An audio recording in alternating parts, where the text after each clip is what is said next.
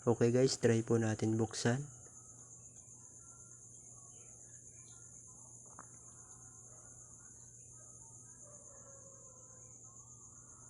Yan guys, kung nakikita nyo po, nabuksan ko na po yung Gcash ko.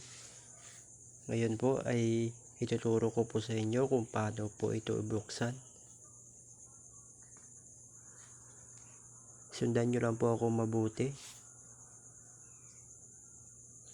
Tapusin nyo po yung video guys para mas maintindihan nyo pong mabuti.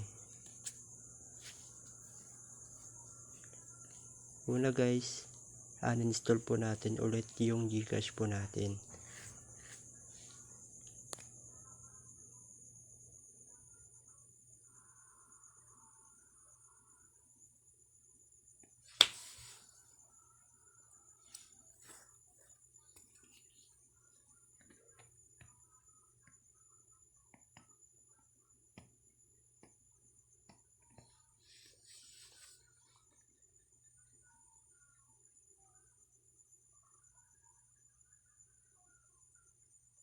Next, try po natin ulit siyang i-install sa Play Store po.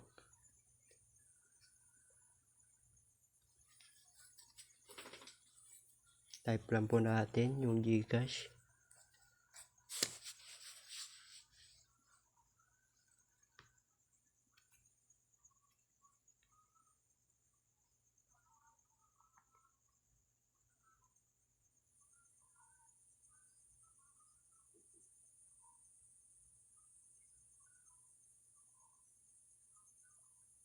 Alam nyo kasi guys, gumagawa talaga ako ng paraan para ma-open po natin yung Gcash natin, kasi marami po nagko-comment talaga na yung mga Gcash po nila is hindi po nila talaga ma-open.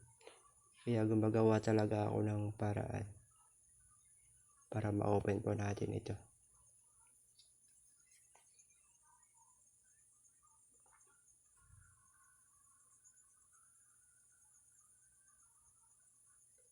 Make sure lang po guys, pag na-open nyo na po yung Gcash nyo is mag-comment po kayo. At pakishare na rin po sa mga kaibigan nyo.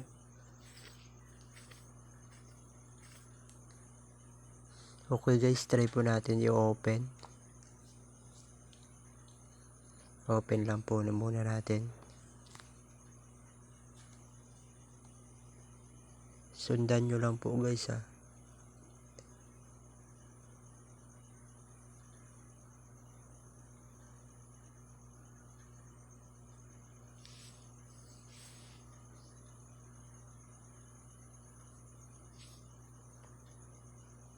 Okay. Sundin nyo lang po yung gagawin ko guys ha. While allow para ma-open natin yung Gcash po natin. Lagyan po natin yung number po natin.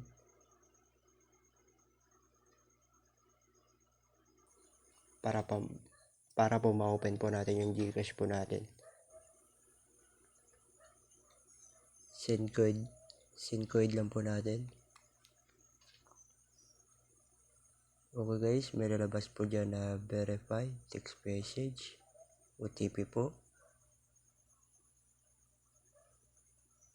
Make sure lang po guys, i-double check nyo po kung tama po yung OTP nyo.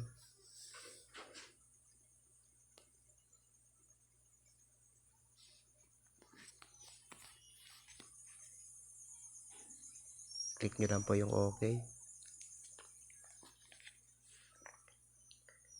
Yan, i-click nyo po yung allow po.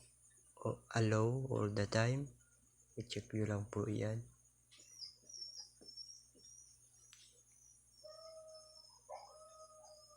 Make sure lang po guys na dapat po pag naglagay na po kayo ng impin sa Gcash nyo po is maganda po yung connection nyo. Yan po ang dapat guys. Kasi po yung Gcash ko po guys is na-open ko na po siya. Baka kayo na lang po yung wala. Scroll down lang po natin. Tapos click po natin yung system management. Next, i-click po natin yung developer options. Next guys is dapat po naka-off po yung developer options po.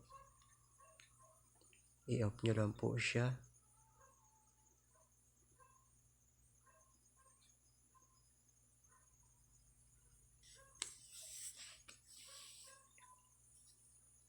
Next po guys, pwede na po tayo mag-back.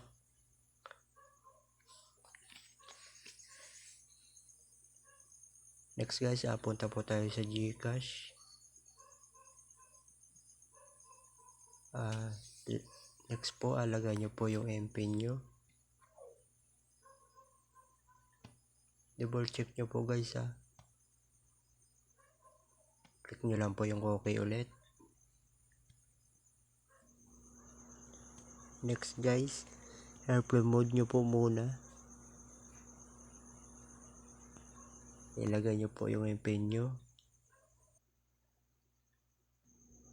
Next, balik nyo ulit sa airplane mode.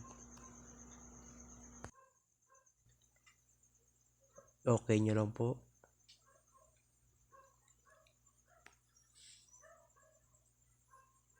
Yan po guys, magkalabas po yung take a selfie to verify. Click nyo lang po yung next.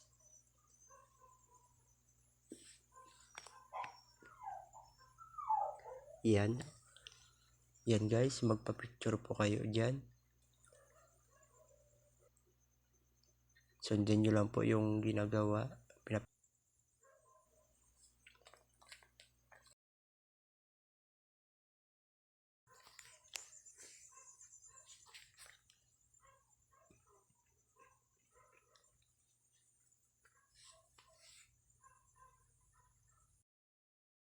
Lagay po natin yung MPIN po natin.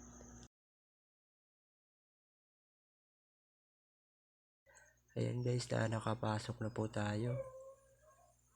Yun lang guys.